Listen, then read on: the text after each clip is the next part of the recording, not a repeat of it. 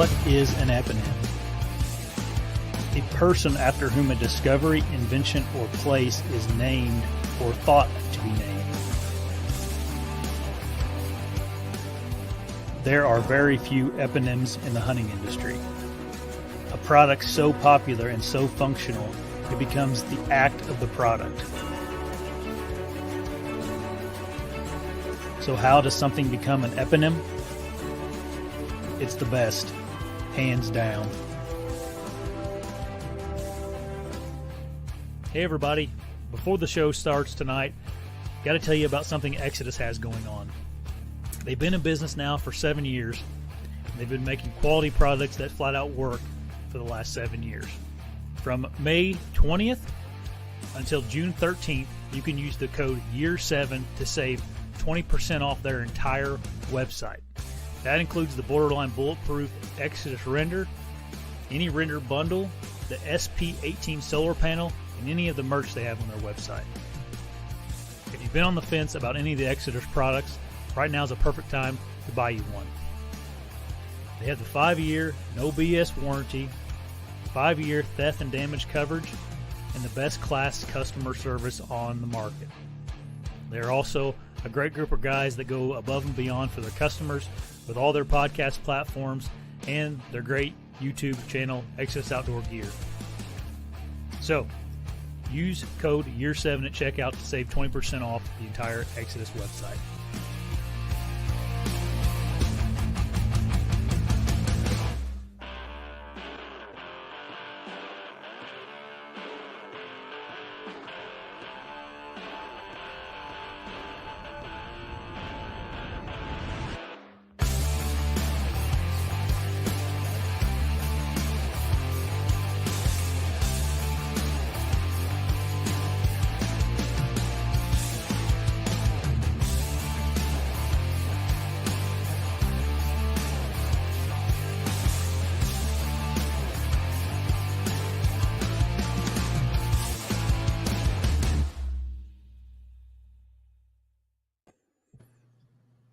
Hey everybody, welcome back to the podcast.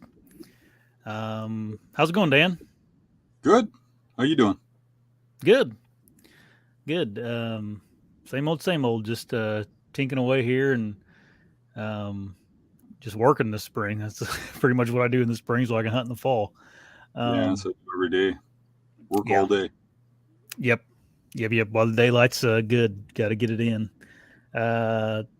Housekeeping things, everybody. If you're new to the show, you can join in the conversation on the right side of your screen or at the bottom if you're on a phone in the comment section. Leave your questions in there, and we'll try to answer them at the end of the show. If you want to call in and talk to us live on the show, if you got a question for me or Dan or MR, the guest today, I will put a link to get into the show in the comments whenever the Q&A pops up. So you just have to click on that link or copy and paste it into your browser, and that'll let you into the show, and then I'll bring you up. What else? If you haven't subscribed, make sure you subscribe to the channel if you like what we're doing. And thanks for getting on, everybody. It's going to be a good episode. It's going to be a fun one. So, yeah. Dan, you guys are done turkey hunting now, right? Yeah. Yep. We ended up a couple days ago. Yeah. I ended up with 2. I didn't shoot my last one. I could have shot a jay the last day. I didn't want to shoot a jay. Yeah. Might as well not if you already got 2 birds down. No real good reason to. But yeah, you were doing a food plot whenever you got on here. It sounded like down by just down in your backyard, essentially. Yeah, pretty much. Yeah, I mowed my clover plot finally on Sunday. Yeah. The farmer's going to let me keep that clover plot at least for this year before he, mows it all down and makes it into his crop field. But so I was trying to maintain it. I don't know. We'll see how it goes. I almost let it get too tall, I think, but I got it mowed, so surely it'll come back. We got a good guest today. MR is down at the bottom. waiting to get in here. So I'm gonna bring Mr. James in. 1 second here. Can you hear us, Mr.? Hey guys. Hey.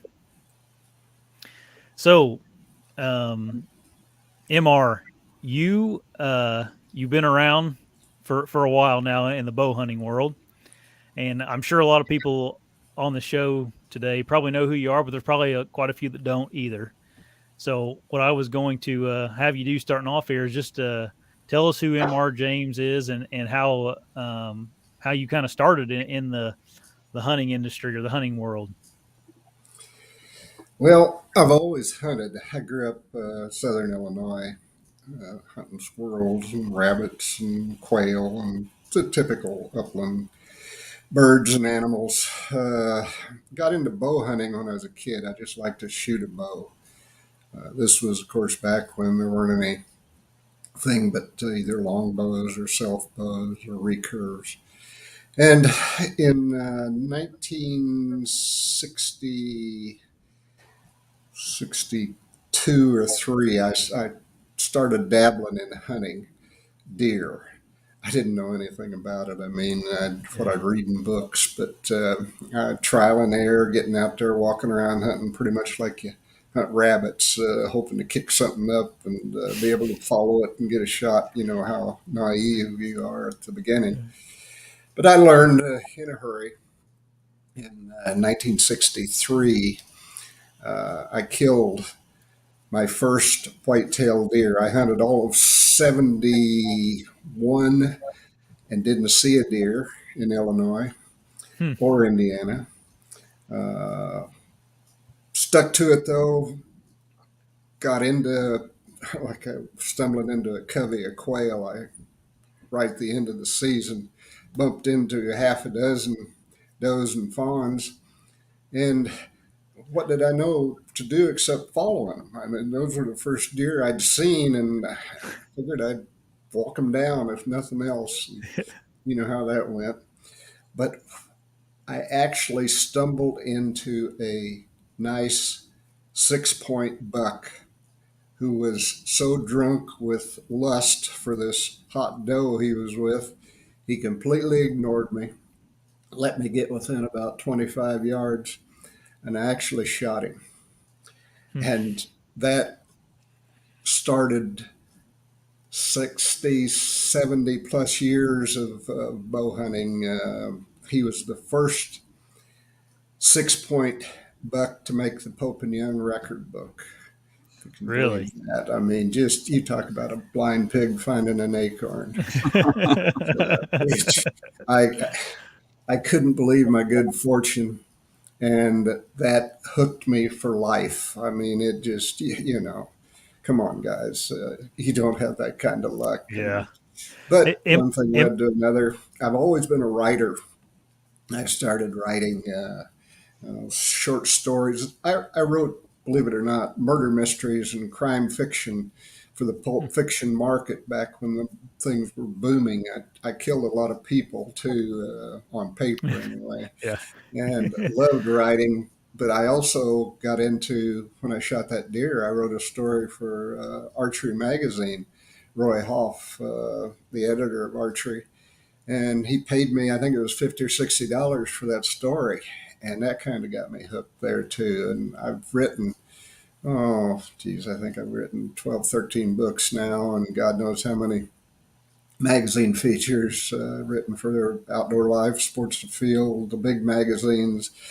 But I started Bowhunter magazine in 1963, and the rest, as they say, is history. Yeah. So Bowhunter magazine started in the '60s then.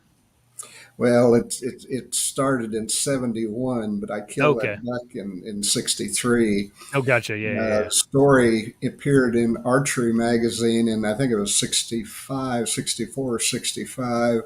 And I killed my first mule deer. I went out to Colorado, couldn't get anyone to go with me, so I drove out there by myself. Hunted an hour and a half opening day, killed a 3x3 mule deer, shot him through the heart at 40 yards. I was shooting competition using a Pearson Knight, about a 45-pound Pearson Knight, bear razor heads, wood arrows, and you know, the good Lord, I guess, blesses those that don't know what they're doing.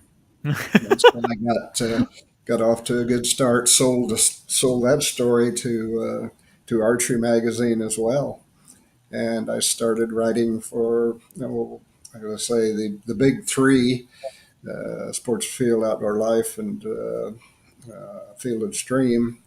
But I also wrote for Fur Fish and Game. That was a popular magazine back then, Hmm. and I did a number of features for that about bow hunting, and that led to eventually me saying, "Hey, there is no one magazine that is 100% bow hunting."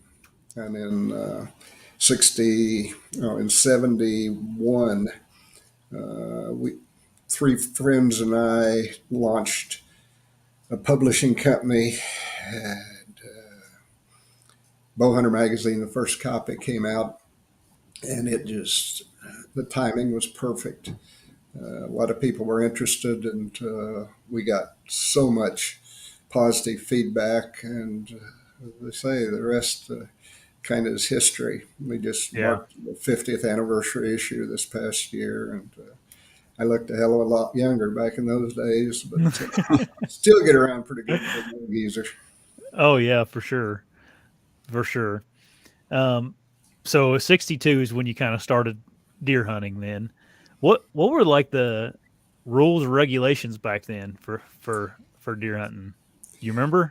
Well, yeah, I think the minimum draw weight was 35 pounds. There weren't any compounds, of course.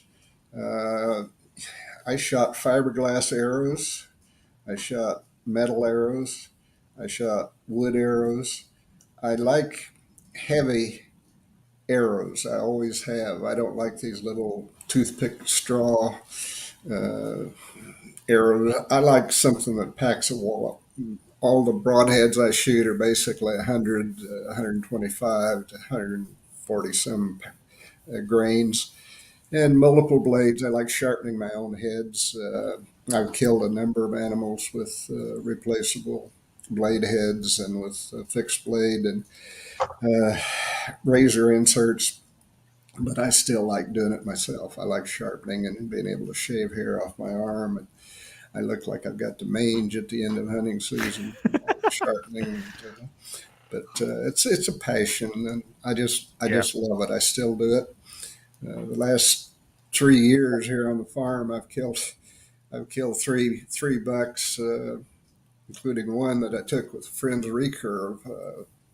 My late friend, Dr. Chuck Williams, who was my dentist in Montana, and a great friend, Pope and Young, fellow member. When he passed away, his family gave me his recurve and said, "Would you please kill a buck with it for Yeah. Chuck's memory?" And I did that here on the farm year before last. Killed a pretty nice 10 point, and just again, the good Lord smiles on me for reasons known only to Him. And I, I just have led an amazingly, surprisingly successful bow hunting life, and I still have to pinch myself now and then. Yeah, you have for sure done that, Mr. I wanted to ask you because so me and Dan are kind of in that the media world in hunting, really, whether we like it or not. Hmm. Here on the YouTube platform Right? and on the internet, and sometimes we get like negative feedback. Like Oh yeah. we get stuff that is hateful towards us, or can't believe we're Hmm. telling people tips or tricks or Yep. this or that. And did you ever get any of that when you started Bowhunter magazine? Like, was there anybody that kind of like was like not Oh okay yeah. with We us get, talking about hunting? And the hunter haters are crazy. I've had death threats and all this sort of thing. I tell them they better bring their lunch and be ready to find someone that shoots back. So yeah, it doesn't bother me. It goes with the territory. There's a lot of good people out there, and you have the crackpots. Uh, I don't take any guff, and I debate I've debated some of the big anti-hunters. I could name names, but I won't. Don't want to give them any more Yeah, credit yeah. than they already get. And I just present my case, and the good Lord created the beasts and the birds for human consumption, and they can. They're too. They believe it's like Walt Disney World out there with Bambi and Thumper and Flower and all these animals Hmm. that talk to each other.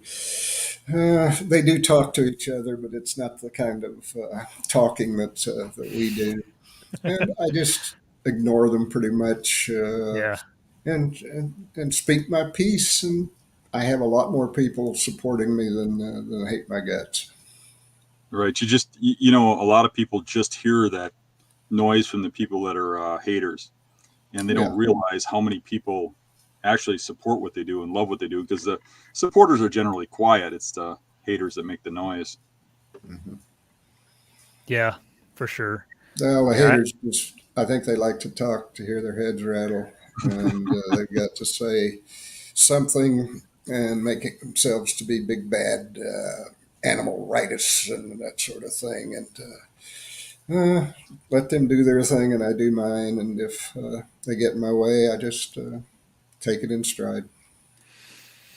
yeah, yeah. It's yeah. We have that, and then we also have even just inside of the hunting community, you have some bickering back and forth, and this Oh, and that. And that's probably the most frustrating ones. You know. yeah, we're all on the Uh, same side, but hmm.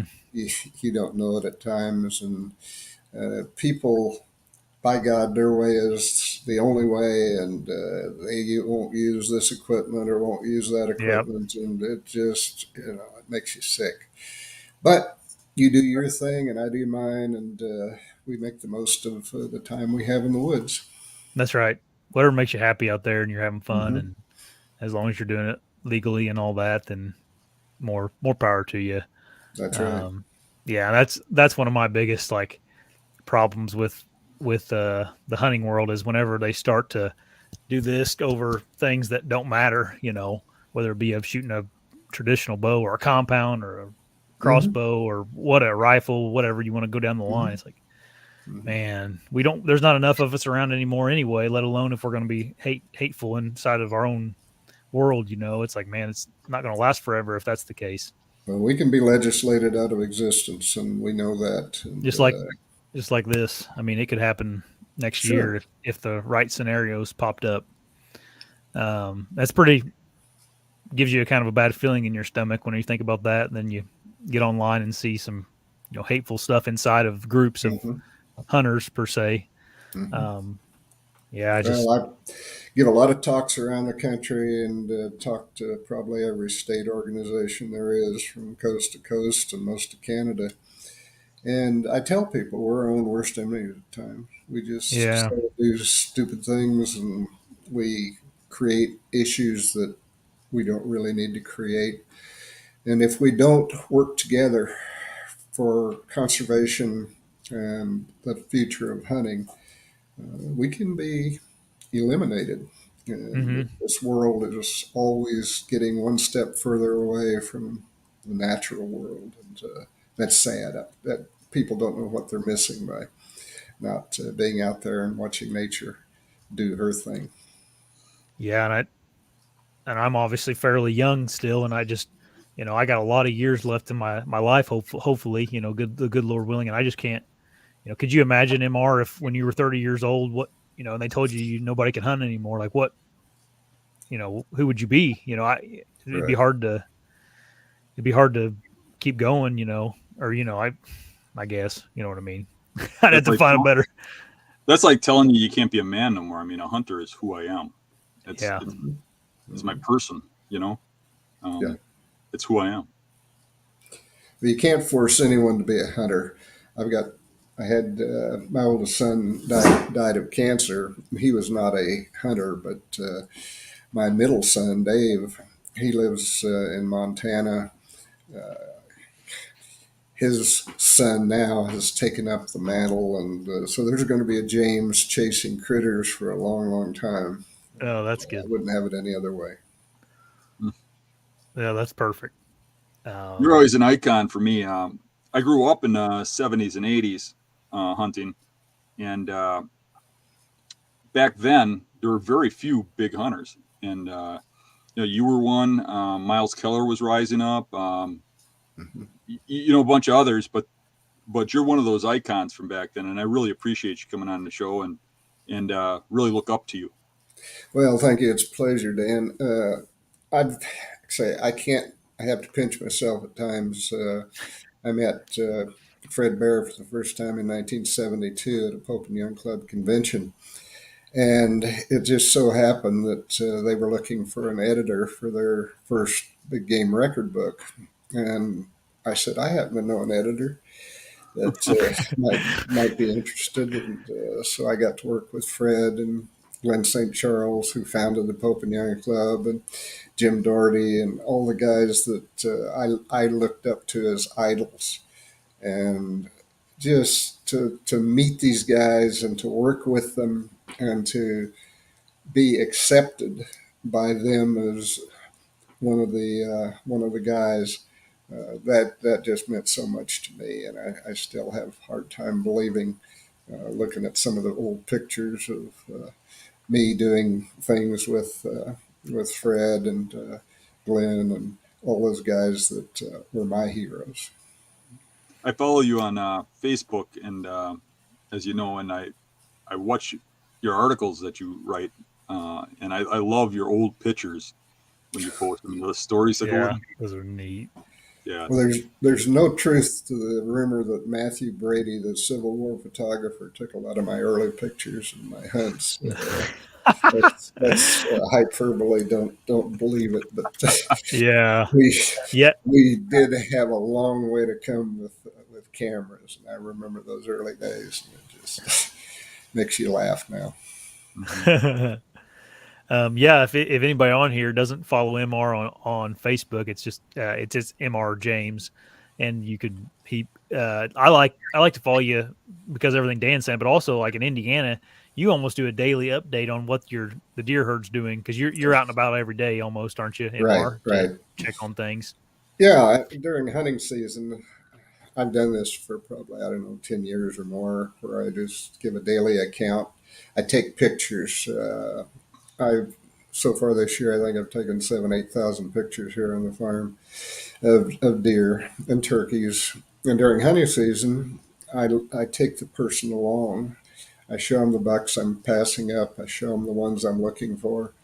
And the last few years, like I say, the good Lord smiled down, and I've taken three really good bucks in the past 3 years. That one with my friend's recurve, which was just super special. I couldn't have Yeah, written I couldn't have written it any better the way it turned out to get a buck like that, because Chuck, he was a special guy, and loved him, and he was one of the nicest hunters that I've ever had the pleasure to get to know and hunt with.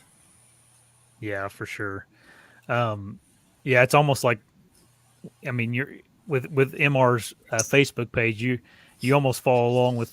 It's almost like watching a series. I mean, you just follow along with what's going on in his farm throughout the year and get you updates on the rut and what's Mhm. chasing and not chasing, and then all the way up to shed season. I mean, you even give updates on, about so many deer still holding their antlers and this one's dropped, and I mean it's pretty detailed, pretty good stuff.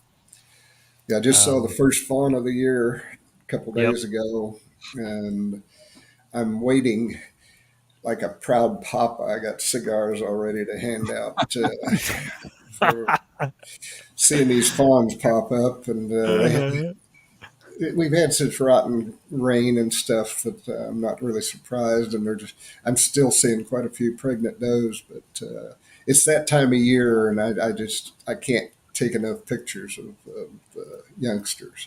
I just love it. Yeah. You mentioned Fred Bear earlier, Mr. And I've sat around a whole bunch of campfires now, and a lot of times people ask, who one person you could hunt with, and a lot of people say Fred Bear. So, what was Fred Bear like? He was Um, a neat guy. He was funny. He he liked to tell stories. He liked to he was the center of attention, and he was so human. He was not pretentious. He was just a humble individual. I've got some things of his that I just treasure because the memories that came along with it. But he would tell jokes on himself. I mean, he was self-deprecating and just he'd laugh when he had to carry a oxygen tank in his last 2 years of Yeah. life, and he'd just joke. He'd say, "Yeah, I got you guys fooled. You think this is oxygen in here? It's really peppermint schnapps." Yeah. Just make. And he'd come up to he loved the ladies, and he he was not the most handsome individual, but he was just a likable guy. And he'd come up to my wife Janet or some other girl, and he'd say, put his arm around him and say, "You want to have your picture taken with me?" And just laugh, Yeah. and just that was him. And he was so modest, but here's the probably one of the greatest uh, men responsible for the popularity of bow hunting in the country, and just Yeah, for hated sure. to see him fade away. Yeah.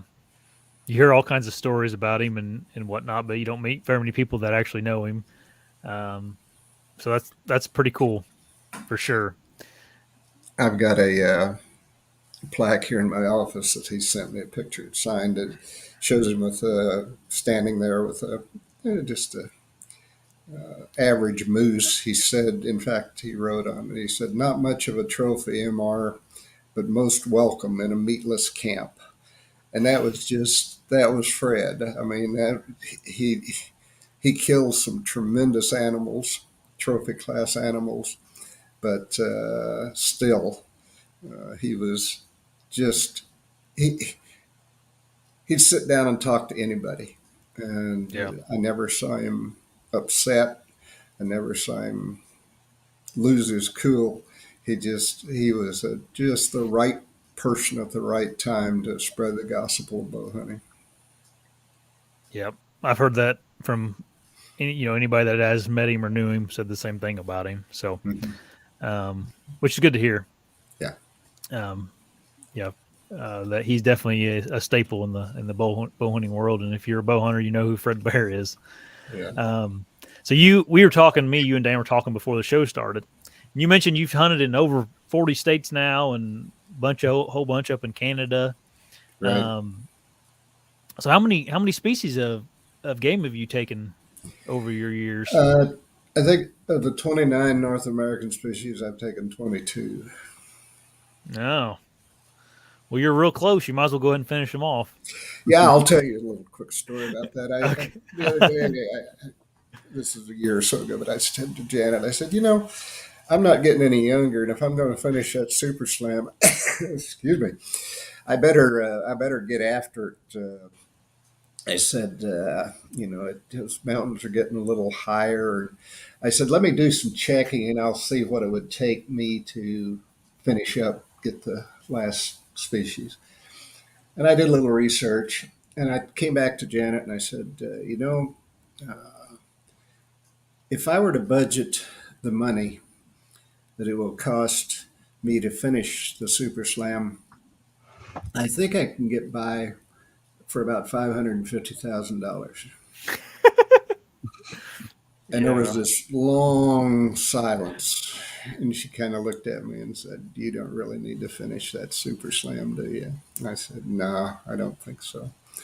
But we're at the point now where I've taken two sheep, and I think I paid $13,000 for one of my sheep hunts. I don't remember what I paid for. Oh, I do. I drew a license in Colorado and killed a bighorn ram there.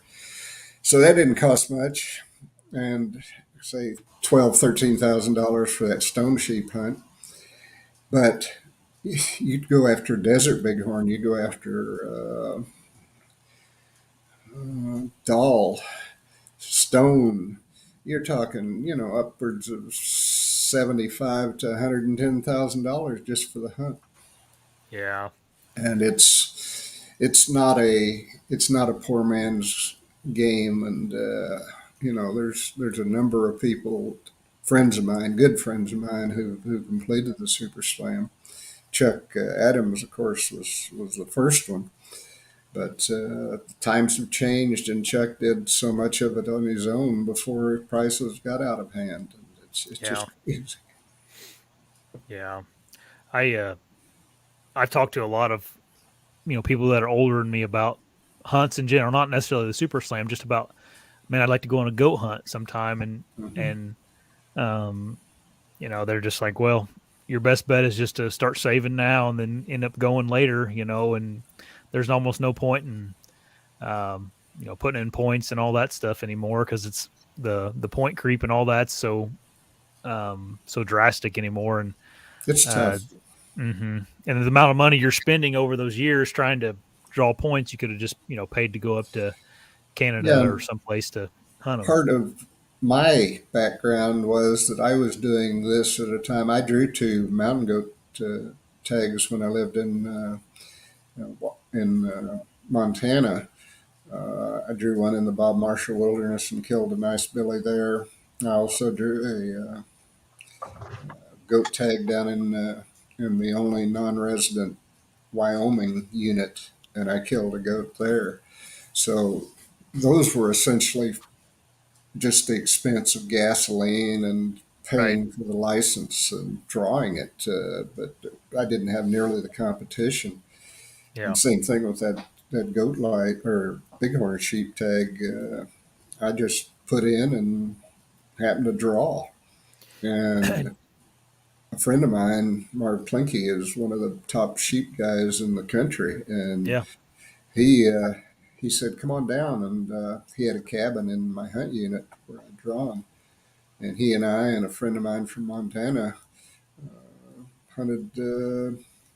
I guess hunted half a day, and I killed a record book bighorn. Spotted Yeah. him with four other three-quarter curl rams and made a stalk, and it rained, and they went into some brush, and I got up within 30 yards of the brush, and when they stuck their nose out, I shot one of them, and my hunt was over with in half a day. That doesn't happen, and I almost am ashamed to say it, but that makes up hunts like that make up for the hours and days and weeks and months and years of trying to get a particular animal and not doing it. It's sometimes Just a layup's welcome. yeah, the late Dwight Shue is a very good friend of mine and one of my favorite bow hunters of all time. I got to induct him into the Archery Hall of Fame last week in Springfield, Missouri. And Dwight came to me. He was working for me at Bowhunter, and he wanted to go on a Doll sheep hunt up in Alaska. And I said, well, why don't you fly up on Saturday, shoot your goat or your ram on Sunday, fly back home, and you'll only miss maybe 2 days of work. And he didn't know whether to take me serious or not, but I just have to have fun with guys like that. And he went ahead. He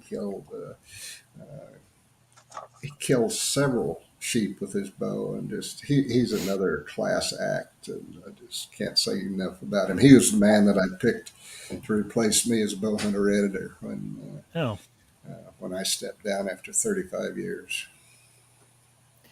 I was at a turkey hunt in Ohio a couple weeks ago, and we were all sitting around the campfire one night, and somebody started going around. We were talking about who we'd want to hunt with, if one person, and a gentleman by the name of Tom Clum. I don't know if you know him or not, but he owns Rocky Mountain Specialty Gear, which is like a real large bow Mm-hmm. shop in Colorado and Denver. Mm-hmm. And he mentioned Marv Klinke as one of his guys he'd like to go hunt with. I think he lives out there by him or something. he's a legend in Yep. Colorado.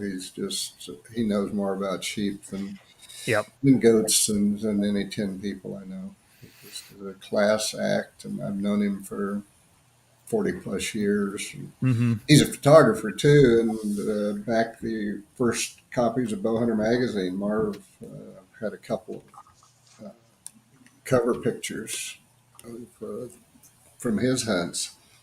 But that's been one of the blessings in my life is getting to meet so many people who are fairly well known, and most of them are just great guys. I mean, Yeah. there's always, it seems, one guy that is a pain in the butt, but that's the exception. And, Oh yeah.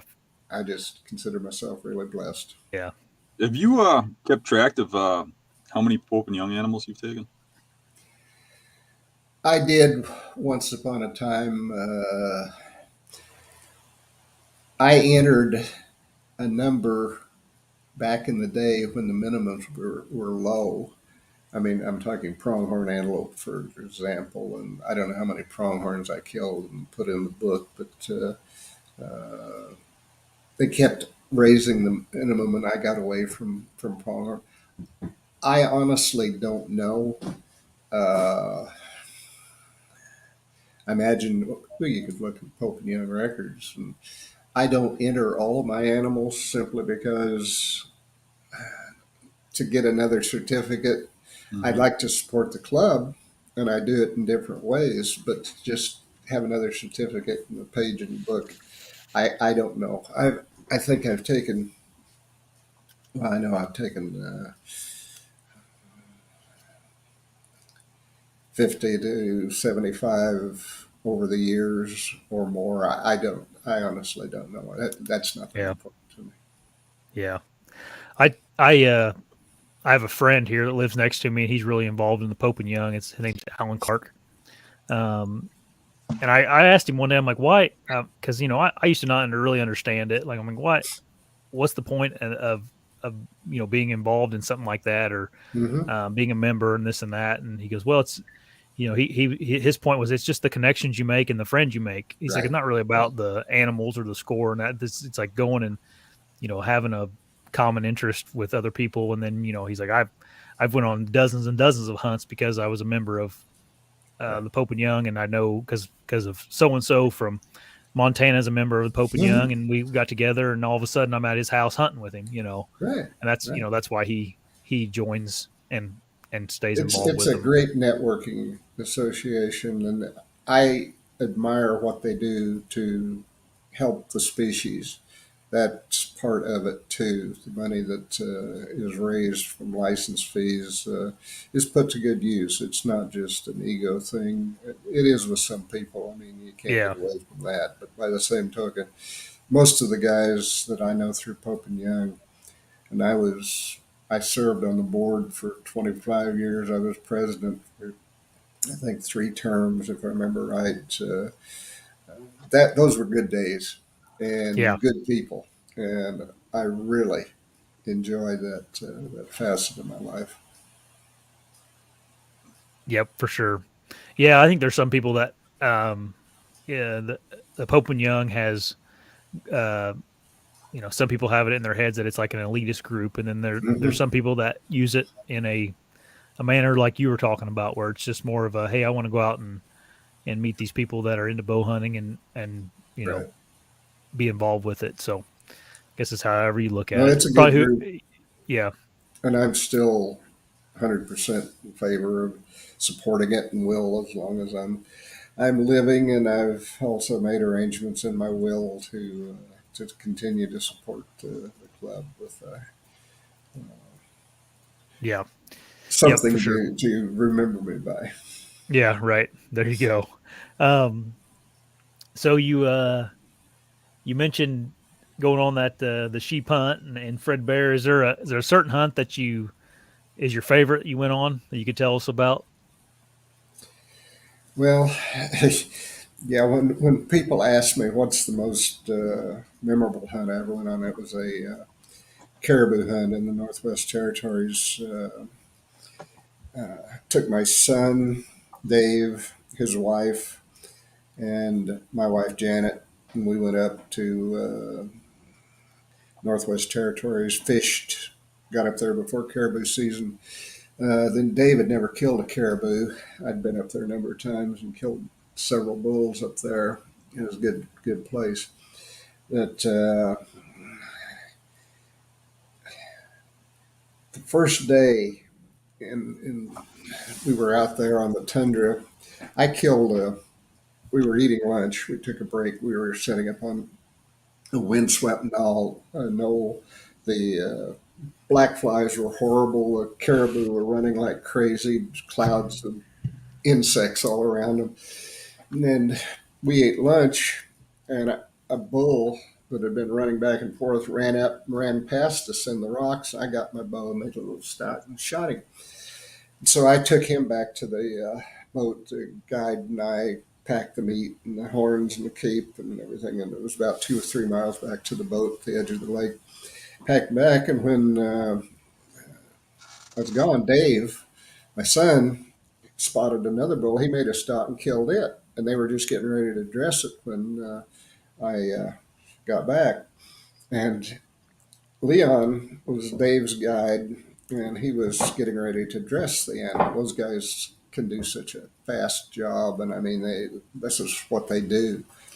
Well, anyway, while he was skinning out a leg, he came to a point where it was a little bristle. He went like this, and he stabbed himself in the groin and cut the femoral artery.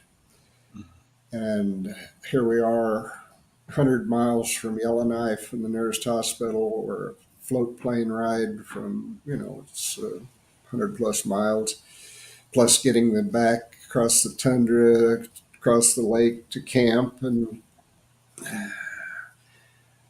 each time his heart beat, it was squirting out a stream of blood about 1.5 feet long. And instantly, he was wearing white coveralls, and instantly just soaked in red. And I just figured he was dead. I killed bull elk in Montana, or in New Mexico the year before, and I cut its femoral artery. And here's a 800, 900-pound bull, and it didn't make it 100 yards and bled out. Well, make a long story short, I managed to get a tourniquet on Leon's leg. We called camp, and it just so happened a float plane had dropped off supplies, and they said they would come back if we could get him. But we were 2 or 3 miles from the boat. Leon was a big kid, and to try to carry him across the spongy tundra just wasn't going to work. But anyway, Kinnicut diamond mining operation had a camp maybe 90 miles north of us, and they heard our SOS broadcast, and they said, we've got a chopper here in camp. We'll fly down, and we can land and get him back to camp if you got a plane that can get him to Yellowknife. And so the good Lord was looking out, and we got him back to camp, and they rushed him to the hospital, and he passed out just as the plane was landing. And the doctor said he wouldn't have made it if it had been much longer. But we did save his life, and he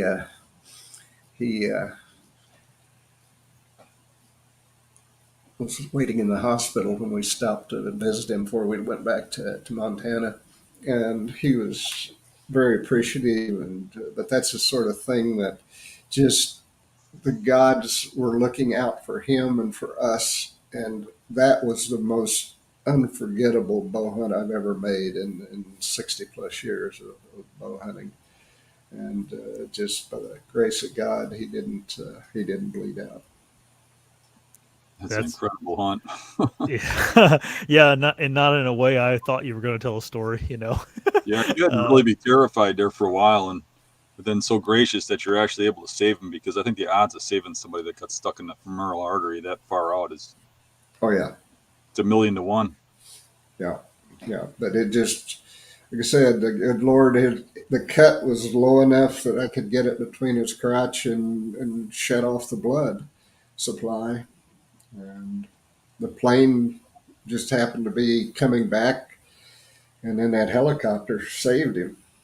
And my daughter-in-law flew down with him to the hospital and spent time down there, and then came back the next day. Yep.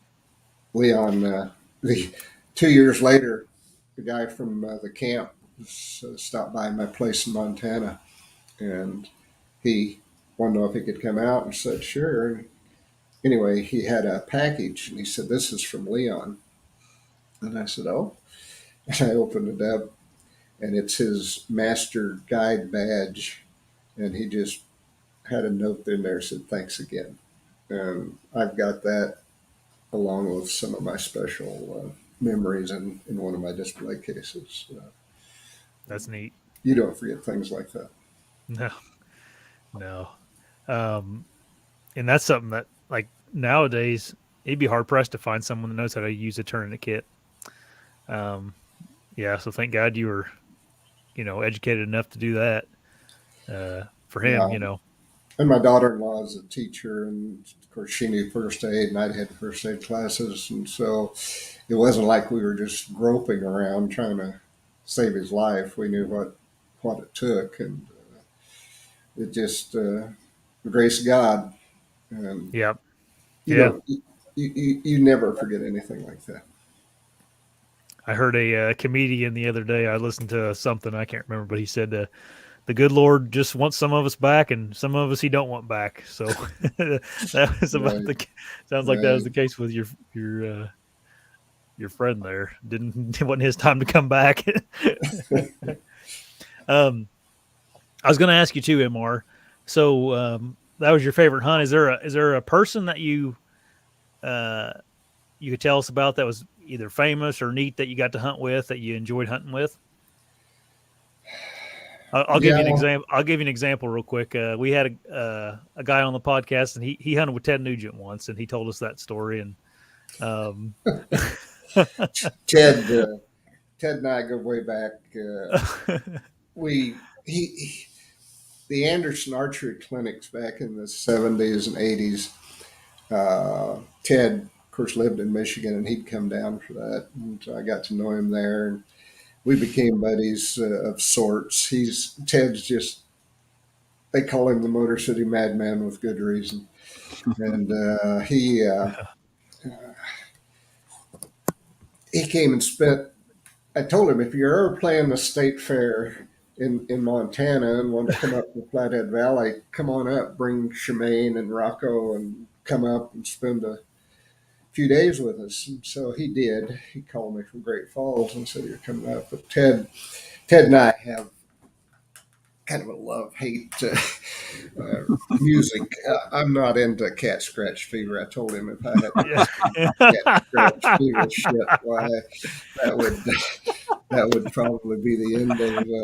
But and of course I'm into country, and he's not a big country fan, but we get along just fine. But he is crazy man, and I enjoy spending time with him. He's fun. He's as subtle as a kick in the groin, and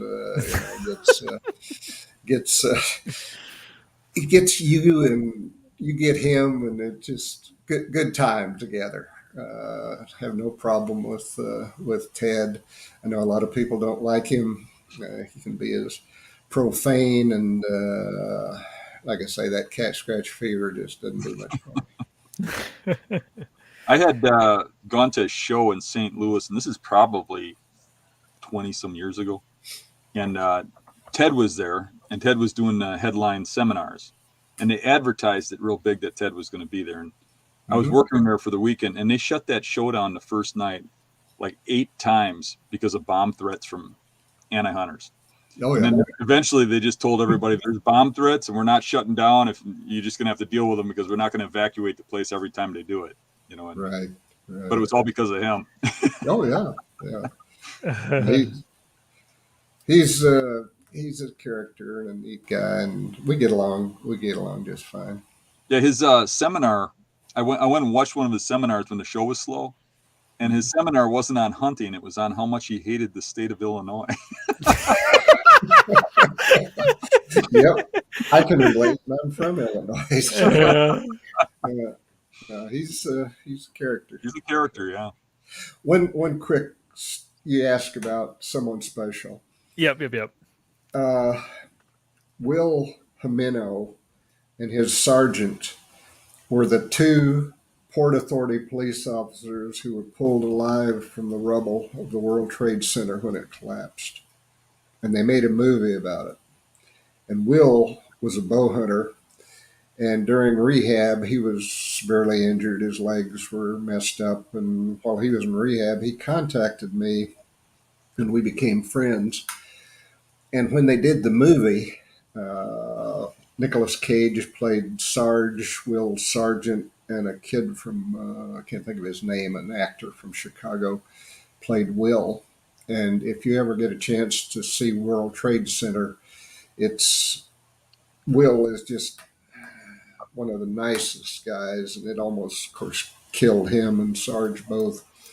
But I did a story called From the Rubble and wrote it for Bowhunter.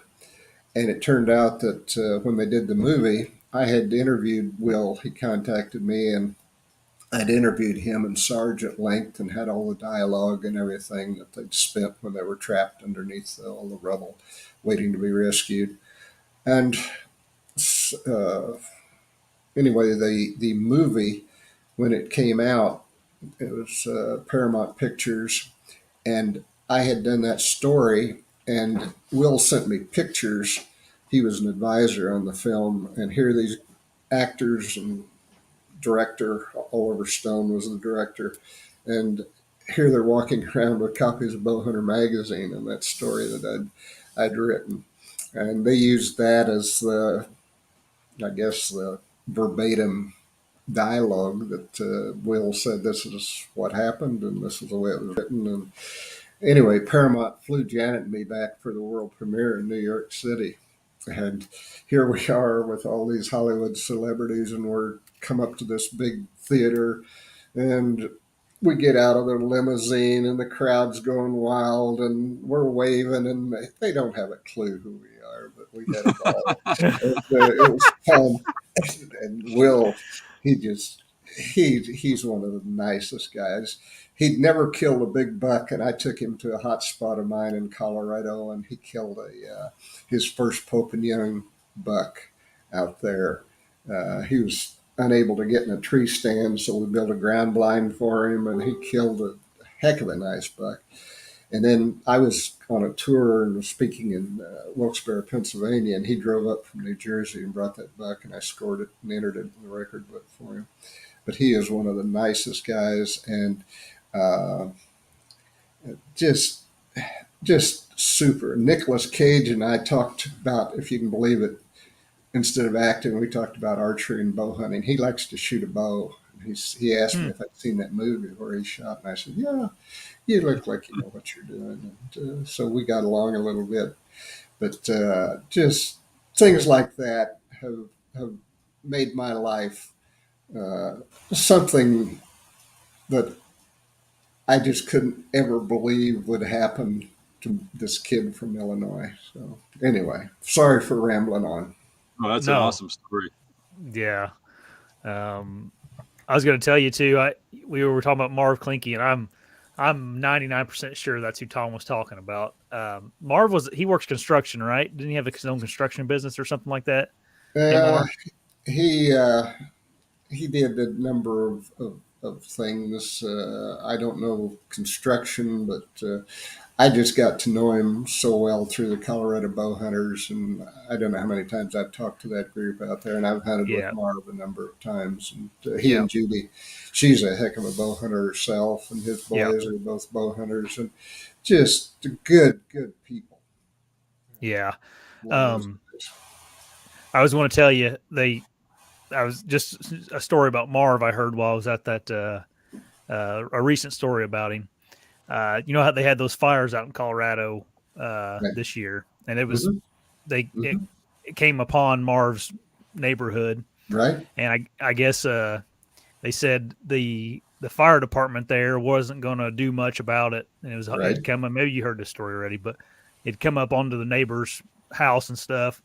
And I guess Marv said, "Forget the firefighters," and he went and got a skid loader because I think he does construction stuff. He went and got a skid loader, and I guess he put out that fire around the neighbor's house and his house and everybody down the road and everything because nobody else would Yeah. because they were too If dangerous or something. So that's the kind of guy he is. that's exactly right. And just so for your own information, Marv, I did a story about that fire, and it's going to be featured in the next Bowhunter magazine, telling about Marv and his sons fighting all night to save their farm and the Yep. place next to it.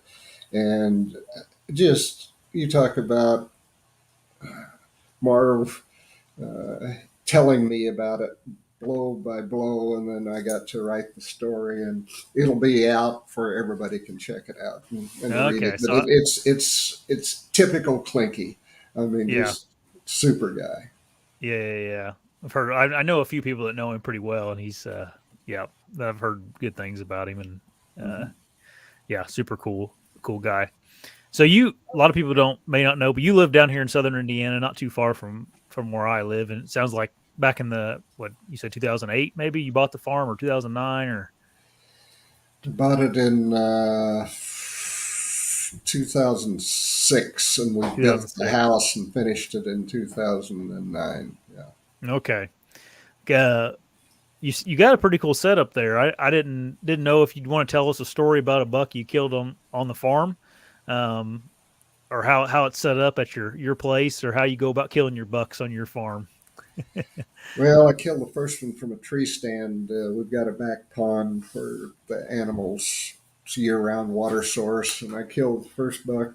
This was in I don't remember what year. We've been here year.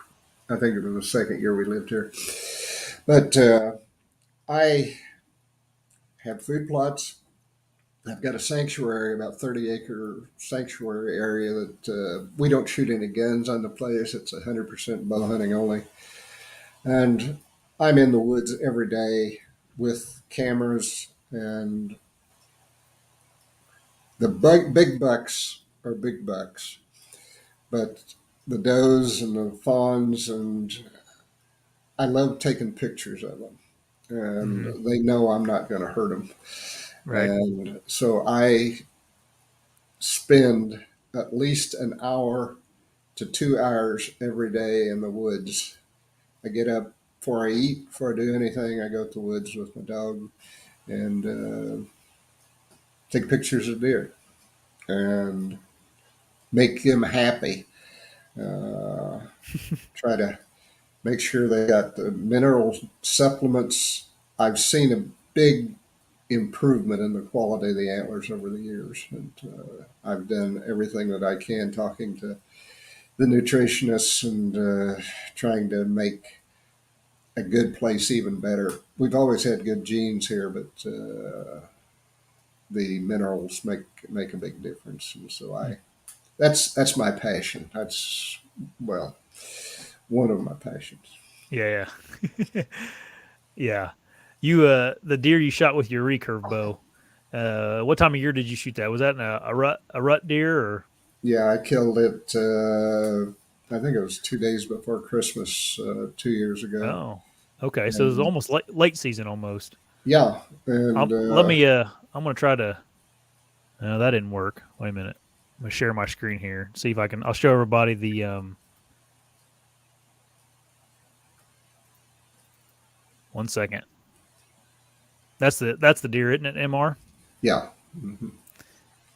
Yeah, that's the deer you shot with your friend, your dentist friend Recurve, yeah. with your Hmm. recurve. Yeah. So, can you tell us about that hunt? Well, there were two bucks, both of them nice. This was one, and the other one was comparable. And I had made up my mind I was going to shoot either one. And this guy, I had a ground blind set up along a well-used travel pattern trail, and he came wandering along one day and walked down and made the mistake of turning broadside about 15 yards. And I can hit him with a recurve at 15 yards sometimes. And Yeah. he he didn't go that far, and it was so special because of Chuck and it Yeah. was his bow and his family. I mean, they just were ecstatic over the fact I'd done that. I wrote a story about it for Bowhunter magazine, and it got a ton of good feedback, and it was one of those from the heart stories, and I couldn't have written it better if it were fiction, and it certainly wasn't fiction, and just the good Lord was looking out for me and made that happen. Yeah, for sure. You got a cool place. I'm gonna have to come. You invited me to come and check it out. Yeah, I, you and Dan, welcome down here anytime. Show you around. I'll I've got this one big old buck. He weighs about 600 pounds, and put a saddle on him, and I'll let you guys ride him if you want to. No one's oh been able to man, stay on 6 seconds, but maybe you could. I'll get some video footage, and you can use that as part of your show. yeah. Might be Dan able to- Mr has the he has the 600-pound slob, not the Right, 400-pound. He's got to beat me Dan there. Dan shot one he called the 400-pound slob. It sounds like you got him beat there. We put it on a 300-pound scale and it bottomed it out. Yeah. We don't know what it weighed. I probably should have had it weighed after that, but the thing was just a mutant. It was like the fat kid in school when we were in high school. Well, I'm using a little hyperbole here. I don't think he weighs maybe 250. Yeah. Yeah, you guys up in Wisconsin have a lot of bigger bodied deer, but tell you what, like that buck I shot last year in Wisconsin, it was, I don't know if it had some problems or what, but it weighed like 160, Mhm. and it was ended up being a 3-year-old. But even then, that's kind of small, I guess. Buck that for I up there. killed last year, I took it to a processing plant not far away, and they said it was one of the biggest bodied deer that they had all year. So we've got the genes here, and got some real bruisers. Yeah, yeah. Indiana is, well, it is a little bit of a hidden gem for deer hunting. I hate to say that on a live show, but there's we're pretty lucky right here. Mm-hmm. Got a mixture of some good stuff down here. Yeah. Anyway, well, we've been on here for over an hour now, Mr.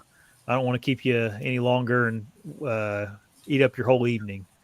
No So, problem. Yeah. Managed to stay awake, so you guys. Yeah, I know. I hear you.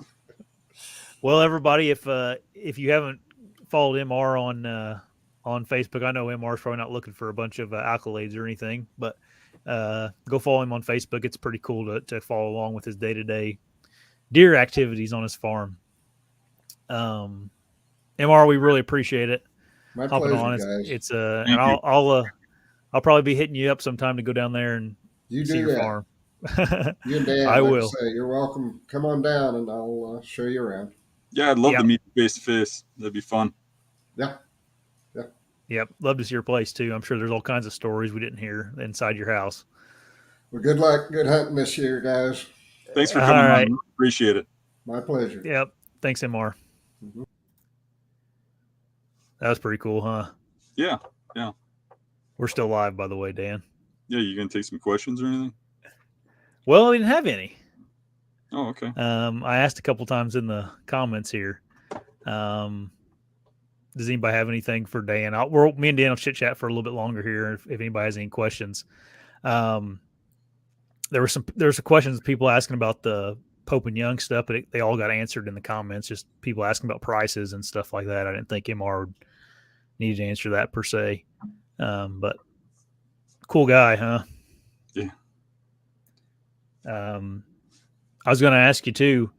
I saw on a I was going to ask you earlier, and I completely forgot because didn't want MR waiting around on us too long. But I saw you had some of those new boots. Oh, gum leaf boots? Yeah. Your gum leaf boots. Yeah. How do you like those? I'm liking them a lot. I tried them out for a couple weeks. They're real good fit. When I ordered them, the owner called me and he wanted my calf measurements and everything, and they fit like a glove. Now I actually like the cheapest ones he has. He's got one called the Royal Zip that is the most popular one. I don't like zippers and buckles and stuff personally. Yeah. But he had one that you just pull on, and it was knee high. And literally every boot I've ever gotten, it's just right at the level where the water goes over the top of it.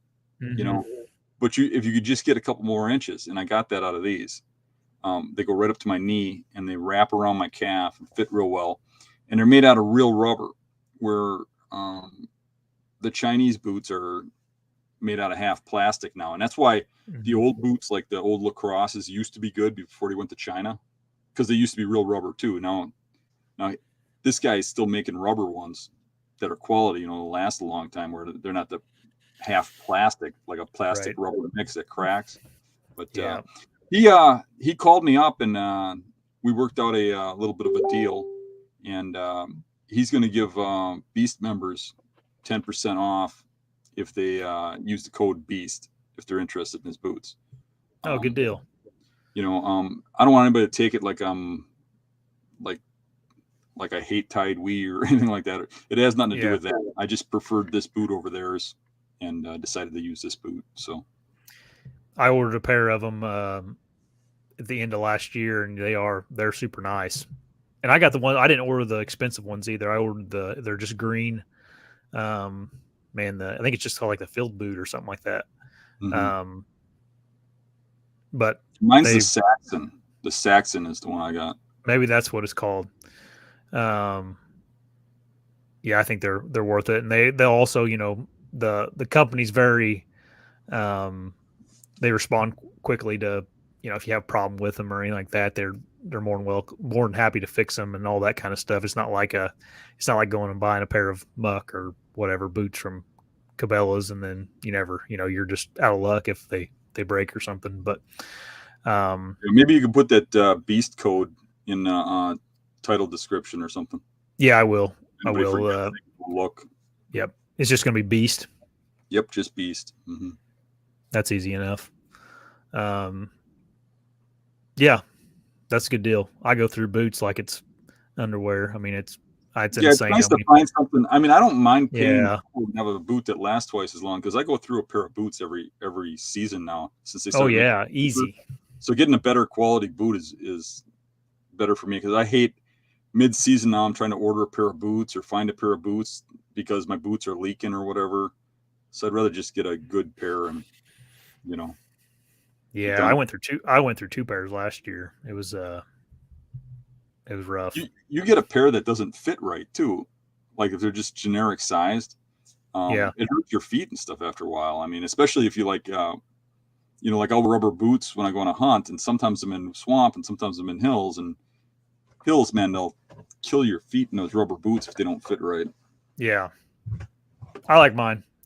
I'll probably get another pair at some point in time just to have a backup, or for when I'm on a hunt and they get wet or whatever the case may be. But there is some questions coming in for Dan now. What facial hair is Dan leaning towards this season? I don't know. Maybe they're bringing the goatee back with the little white balls down here. I like that. Maybe I'll do that one. You do, like, your appearance changes like every quarter. I think Dan has a different hairstyle or a different I don't know. It'd be like next week you'll show up and you'll have a big handlebar mustache or something. It's like, how did that come about? Carol was giving me some crap. She says, I push to the limit with all that stuff I do and stuff. I said, no. I said, I think I'm going to get a mustache, right? I'm going to shave it and leave this little section right here. Yeah. Like Hitler? I'm like, yeah, I'm going to do something like that. Yeah. Just to drive her nuts. And she was going crazy about that. She thought I was actually going to do it. I actually shaved like that and left it on there and came downstairs and made believe I was going to leave it like that. And she was like going mental. Everybody's going to hate us. I'm like, oh, no. They already do. No. Yeah, the rumors will just be confirmed now. My buddy Gary isn't. I don't think he's on. Or I haven't seen him comment. He may be on, but he's always talking about this dang circle beard he has. He sees online. It's like people come up and make like a big circle around their face right here with their beard. I think he'd lose his mind if you shaved that into your beard. We got a call in here. All right. I think this is Moby Mike. Let's see here. Hey, how's it going? Hey, Mo. Hey, man. No, I got to figure something out with the audio. I'm getting. We got a call in here. Right. Just whatever. If you're watching two screens, Moby, there, just turn off the one that you're not on with. Hey, how's it going? Hey, Mo. Hey, man. Just mute it.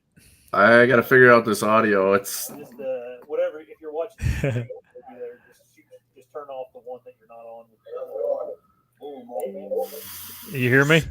Yeah, I can hear you, but I don't. I got to figure out this audio. It's... You must have two screens open, man. Yeah, I do. So just close the one that you're not talking to us on. You hear me? Yeah, how's that? I can hear you, but I don't. Still doing it, man. Just go ahead. We'll suffer through it. Just close the one that you're not talking to us on. You hear me? Yeah, how's that? I can hear you, but I don't. All right, man. It's like sci-fi. Yeah, it did sound like that, huh? Yeah, whenever you call in, you have to close down. You can't have two screens open, or else you're just going to get feedback like Moby Mike was doing there. Sorry about that, man. If you figure it out, you can sure call back in. So Buck Slayer asked, do any of us carry first aid kits around with us? He was bringing this up because of the MR story. I should. Last year, when we were gun hunting, Rick stepped on a twig and it went through his foot. Why are we laughing about that? And he was bleeding pretty bad. He was leaving a blood trail. Oh shoot, yeah. I mean, we didn't get a femoral artery story or anything, but no. But we took his boot off and he was bleeding pretty bad. And Rob, one of our friends, had a first aid kit and took care of it. Luckily, he split. And I used to carry one with me, but I ran into a situation where someone needed one more than me, and I gave them mine.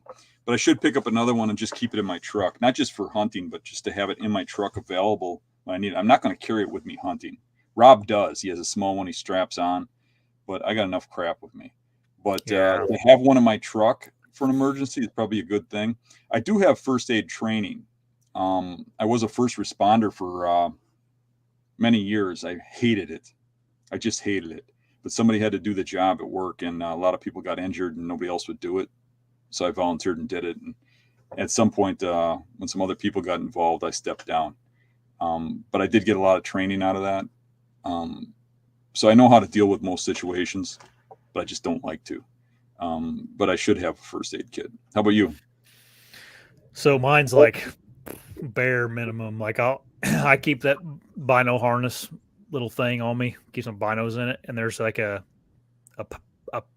zipper pocket in the back of them, and in there I keep enough to where if I'd cut my finger real bad, I just keep some like medical tape. It's called Leuco tape, and then some bandit, like a gauze pad. That's all I keep, and it's more or less just like if I cut myself bad, I can tape it up and wait till I'm done hunting, so I don't ruin a hunt because of it. So, I mean, it's literally like it's the size of maybe it's like this big, and then real super thin, so it doesn't really take up any room. But I just put that in there for just in case things, because I have cut myself on a broadhead and like crap, I need to go take care of this, and all of a sudden then there goes your hunt. I think if anybody's like worried about it, they probably just go ahead and carry something. You don't have to be much. Something else, I guess, that like people I've talked to, especially out west, that carry them because they're in places like MR is where you're not getting to a hospital or anything right away, is you can carry one, but you need to also know what the hell you're doing with the stuff. If you don't know how to use a tourniquet kit, there's no reason to have one, so if that stuff is you're thinking about using, you might as well try to learn how to use that stuff. Yeah, I always think I should have one in bear camp because we're so remote. Yeah. That's what really made me think last time in bear camp. I mean, man, we just getting out of there. Where I hunt for bears, you can't just call 911. I mean, number one, we don't have phone reception. Number two, the nearest hospital is, I don't know how far it is. They'd have to take a helicopter back there to get you. So you're really on your own. So you're dependent on the guys you're with. So in that case, you do need some sort of kit or knowledge. Yeah. Well, Moby popped back on, and then he popped back off. So I don't know if he must not figured it out. But I was getting ready to let him in, and he okay, there's more questions for you, Dan. Just hold on here. All right. You recently posted on Facebook how in 2017 you kept a journal of every hunt. It was very detailed. And he said, I was curious if there was something you specifically learned that year from that journal you kept. Yeah, I that's why I posted it, because I really found it interesting. At the same time that I finished that journal, like the end of the season, there was a lot of debating that year about scent control. So I went back and looked at the journal and wanted to know, well, okay, how much did scent control or the lack of affect my hunt? Because I had guys telling me, now I'm using scent control and I've hunted this many days and I had this many times I got winded, which is a lot less than what I should have. I had deer downwind of me, and I thought, I had deer downwind of me, and they didn't wind me. I remember dropping milkweed and it hit deer, and so I went back and I checked my journal. And I'm not saying the deer didn't wind me downwind. Maybe they didn't. Maybe the current was just off. You know what I'm saying? But the wind was generally blowing at them or whatever. Some reacted, some didn't. But I had all that in that journal. So then I compiled the numbers. And I remember when I posted that on the website, and you can probably find it if you search on the website, the very first post that I did of that in 2017. There were a lot of guys who said they thought they were really getting away with something with scent control. But when they compared it, it wasn't much different than what had happened with me. Pretty much the same. So that was my learning point with that. Honestly, I already had it in my mind that, I've tried scent control, I've tried not scent control, and I know scent control is bogus. But seeing the numbers and seeing how it compared to people who did scent control was the eye-opening thing, where I actually seen some confirming evidence, basically, Yeah. So that's why I posted that, to share it. Yeah, I think that's something I need to do a better job at, is journaling I video everything, so I got that a little bit, but that's only. I'm bad at it too. I was journaling to keep it online for an education tool for people doing a day-to-day journal. I learn a lot from journaling. Like specifically when I go back, I find that my memory is less accurate than what I wrote. Oh yeah. I'll remember something. When I go back, the date might be off like 30 days, where I'm thinking, okay, this was mid-October, and I find out it was like late October, which is hugely different based on rut and stuff, right? Or I'll find out, what I remembered isn't really true. So those journals really help me in remembering every little detail of a hunt. So I like to do it. It's just hard. I mean, because I got so much stuff going with like podcasts, radio shows, writing, running 3 businesses. I mean, it's tough for me to find time, but I really liked posting it for the people reading it. But the trouble was, when I was posting them publicly, I got a lot of stalking because of it, honestly. I still like to do it, and I put up with the stalkers, but it was really putting a harmful effect on my hunting. Yep. And someone asks if you're journaling in the stand, you're probably just doing it when you get home or something, right? When I get home, yeah. When I'm in the stand, I'm concentrating on hunting. That's what there's been almost every year. I like start off the season, like I'm going to write down everything in every hunt. And then of course I hunt every day. So after a while, you're just like, I don't feel like doing this tonight. I didn't see anything, whatever, it's like, then you don't do it for a couple of days, and all of a sudden it's like, then you just don't do it the rest of the year. Well, But even when you don't see something, it's good to know, because if yeah, you go for back sure. over 5 years and you think you hunted a stand twice and you find out you hunted it 7 times and you haven't seen a thing yet, you can either change up your times when you're going in there or say, okay, this one time I saw something. Well, look, that's out of the norm from the other times that I hunted. That was in September where I usually hunt that in rut. Then maybe you try earlier. You know what I mean? And you'll forget those things. Period. Yep, for sure. Okay, Moby's back on. We're going to try this again. All right. I think I got to figure it out. All right. Yeah, sounds good now. All right, so I'll just run you through this scenario and let me know what you think. So, like last year, I glassed a buck in the morning on like June 27th and kind of got my attention. Pretty nice buck, and had his frame pretty filled out and looked like he was going to grow some junk. And I watched him come off some private onto public to bed at like 7 in the morning. Threw a camera up on a rainy day to try and just watch him there, to see if he stuck around till early season. Long story short, squirrel the very first day jumped on that camera, tipped it down, never got any intel, kind of forgot about the buck. Got on another buck on a different marsh, shot it fairly early, like October 18th, and then was kind of bored one night, and I was going out glassing, and the wife happened to come with me, which she never does, and like October 26th, we glassed this buck on some private land, half to 3/4 a mile away from this public, and he exploded from when I seen him June 27th, grew a lot of trash on him, and stood there by the road. We watched him really well, and I was like, holy crap, that was a buck I seen in June. And my wife's like, yeah, wow, that's a nice buck. Anyway, I got to thinking, I'm like, well, if he was going to come off this private and check this public for does, where would he go? And I kind of thought about it, and then I had some time on, because I had a bunch of time off for bow hunting, but I already killed my buck. And November 1st, I decided to watch this area where I thought he would cross, and it was right by a parking area, and there was 2 trucks there. And sure as shit, November 1st, he walked 50 yards from these 2 trucks onto the public land. And so I came back this winter. I kind of scouted where I watched him go in there this summer, and I didn't see much. But then I watched where he came in like November 1st by these trucks, and it's an older clear cut, and he actually kind of looked like he was kind of hugging the road back there, and towards there's some other activity on the other side of the public there, but it just looks like an area where a person wouldn't hunt, and there's a big doe bedding area in there, and he was bedding in there. And anyway, I picked out a tree like for that, and I picked out a tree if he does stay around early season in September, where he was kind of crossing there.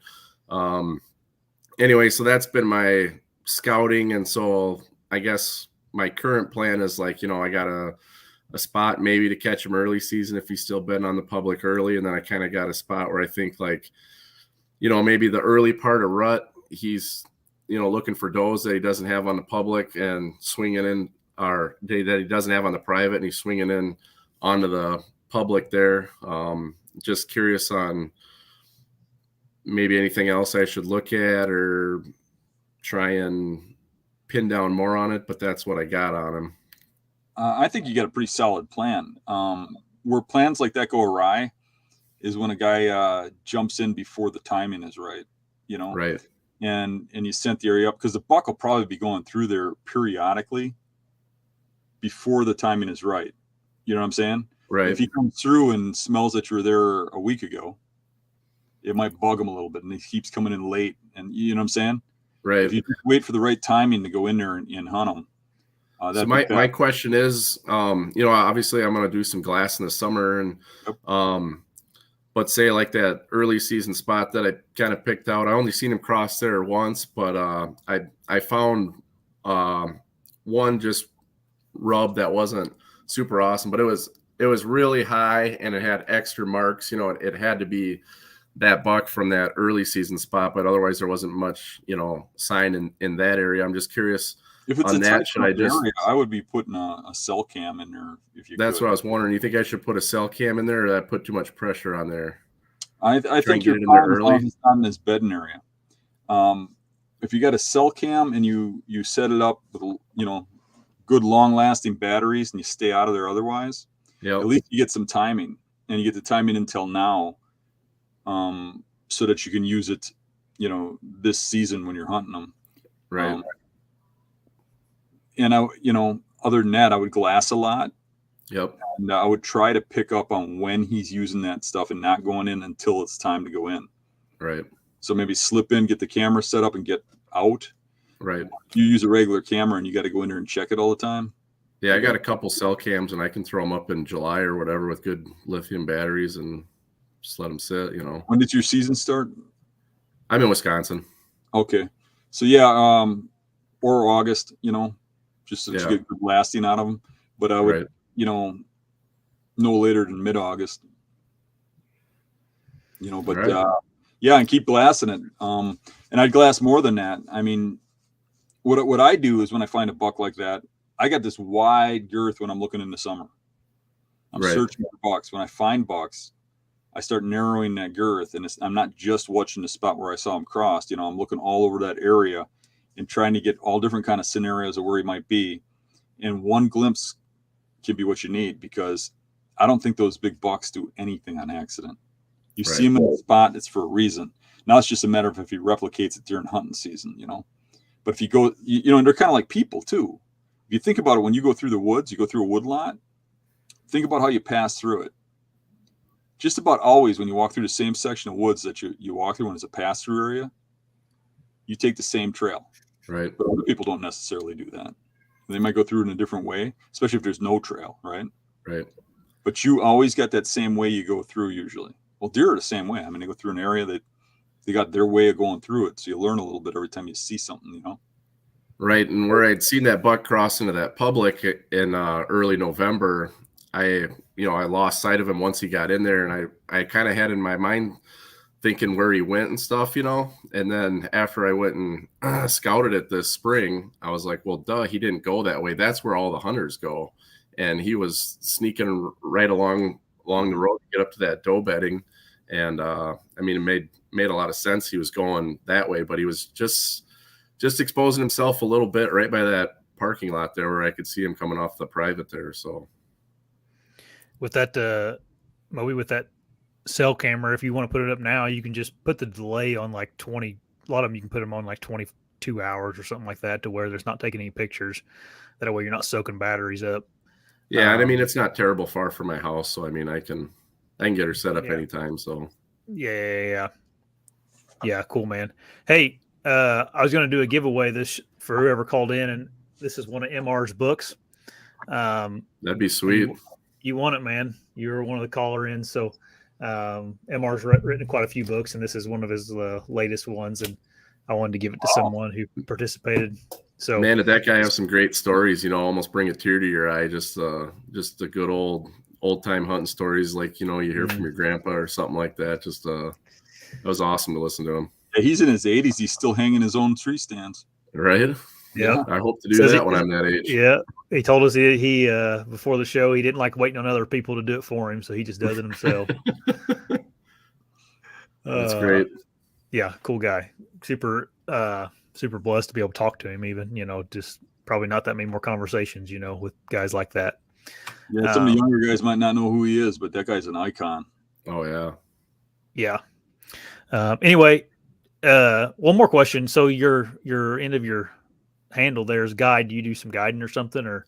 No, I used to fish. I used to fish like you wouldn't believe. Like, gotcha. I mean, okay. every day, and people always joked about me becoming a guide, and I never did. And kid drew a picture of me at work holding up a whale and called me Moby Mike, and it kind of stuck. So I made an email because I was just about to pull the trigger on becoming a muskie guide or whatever, and then Gotcha. yeah, never ended up, and then my hunting kind of suffered that, and now I don't hardly fish, and now all I do is bow hunt. So there you go. Well, I was going to let you plug your guide service, but never mind. Anyway, send me a message on Facebook or something, and I'll send you this book. Just give me your address. Hey, we'll do. That'd be great. Yeah. All right, man. If you're all good, we're all good. I'll kick you off here. Sounds good. Yeah. Thanks, man. Yeah, thanks for coming on. All right.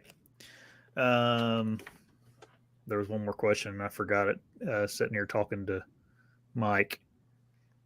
1 second. Okay. we'll end on this one, guys. It's starting to get. We got an hour and a half here. All right. What can a guy do right now if he has no leads on bucks? I'm guessing this guy's spring scouting didn't go so well. Well, got any pointers? I just located one a couple days ago. That's a pretty good buck. You can already tell. I can't tell exactly what he's going to be, but he's wider than his ears already. So I'd have to say that it's going to be a good one. So you can get out and you do some glass, and they're moving around quite a bit, even in daylight. So that would be my point right now. And you could study maps. You can look at new public properties and map them out, that kind of thing. You can start looking around for places to glass. I think by the end of this next month, you should be pretty serious about glassing up some bucks. Yeah.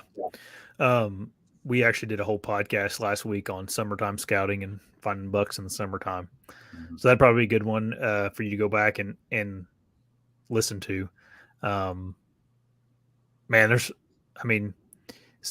Spring scouting gets you in the area, but from now until really the moment you step in the woods to go hunting is, whenever a lot of times that's whenever you kill your bucks, is making adjustments during season and stuff. So don't give up just because you're not on one right now. It's freaking early still. So you'll find one, man.